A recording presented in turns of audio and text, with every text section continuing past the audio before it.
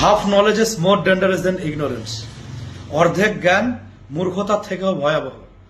আপনি একটা সম্পত্তি কিনলেন, সম্পত্তিটা কিনে ফাঁকা ফেলে রাখলেন, আপনি সেই সম্পত্তির কোনো খোঁজই নিলেন না। অন্য ব্যক্তি এসে ফাঁকা পেল, সেখানে এসে বসে গেল, সেখানে ঘর করে নিল, বাড়ি করে নিল, সেখানে ইলেকট্রিক মিটার নিয়ে নিল, হ্যাঁ, সে এক যুগ কেটে গেল। আপনার কোনো আপনি তাকে বাধাও দিলেন না, হ্যাঁ, আপনি কোনো লিগাল অ্যাকশনও নিলেন না, এবং আপনি তাকে মৌখিকভাবেও নিষেধ করলেন না। এখন 12 বছর পরে এসে আপনার মনে হচ্ছে সেই সম্পত্তিটা আমার দরকার এবং সেই সম্পত্তি আমাকে পেতে হবে এবং সেই দখলদারকে বাড়ি ভেঙে সেই জায়গা আপনাকে দিতে হবে, এটা আপনার মনে হচ্ছে। কিন্তু আসলেও কি এটা সম্ভব? দেখবেন আপনাদের এরিয়াতেও এটা হতে পারে। দেখবেন কোনো প্রতিবেশী কি হয়, বাড়ি করতে গিয়ে, কনস্ট্রাকশন করতে গিয়ে আপনার প্রতিবেশীর জায়গা 2-3 ফুট ধরে নেয়, ধরে সেখানে বাড়ি তুলে দিল, কিন্তু প্রতিবেশী প্রতিবাদ করলো না। পরে এবার কি হলো, আমিন নিয়ে এসে জায়গা মাপ করতে গিয়ে দেখছে যে 2 ফুট 3 ফুট জায়গা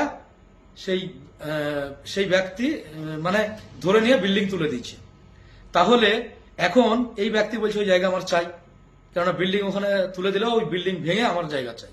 এটা সম্ভব? তো পাড়ার মানুষ তখন কি বলবে? আপনি কি বলবেন তখন? আপনি তো বলবেন যে বিল্ডিং ভেঙে তো জায়গা দেওয়া যাবে না। তাহলে তো আগে বলতে হতো। তাহলে যখন বিল্ডিংটা করলো তখন কেন বাধা দাওনি? তখন তো বাধা দেওয়ার দরকার ছিল। তাহলে তখন আপনি বাধা দিলেন না, আর এখন বলছেন আমাকে বাড়ি ভেঙে জায়গা দিতে হবে। বিষয়টা এরকম। আপনার জায়গা আপনি খোঁজ রাখবেন না? আপনি দোকানে, মুদিখানার দোকানে একটা আলু কিনতে গেলে, হ্যাঁ, এইভাবে ঘুরিয়ে ঘাড়িয়ে দেখেন, আর আপনি লাখ লাখ টাকা সম্পত্তি ফেলে রেখে দিবেন, আপনি তার খোঁজ নেবেন না? তাহলে এখানে আইনের চোখে প্রশ্ন আসে যে সে কেন সেখানে বসবাস করছে। তাহলে সে কি তোমার সাথে কোনো চুক্তি করেছে, বা সে কি তোমার অনুমতি নিয়েছে, বা সে কি তোমার ভাড়াটিয়া, না কি? না সে সম্পত্তিটা তোমার সাথে কিনেছে, কিনে হয়তো তুমি তাকে রেজিস্ট্রি করে দাওনি। অনেক রকম প্রশ্ন জাগবে। মনে রাখবেন, আপনার সম্পত্তি, আপনার বৈধ সম্পত্তি, আপনার পরিশ্রমের ফল, আপনার অধিকার কেউ কেড়ে নিতে পারবে না।